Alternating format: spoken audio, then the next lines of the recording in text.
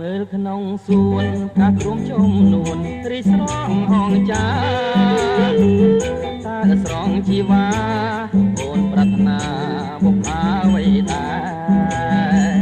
ប្រាប់មកនួនល្អរៀមមកបេះជូនមានមេត្រាំភ្លៀមមកវាស្នា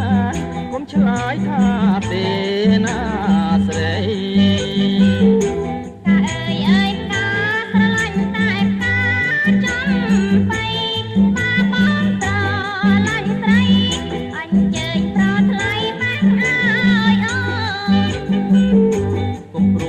ឲ្យសងមិនអ្វីចាំប្រងបេះជូននួនល្អ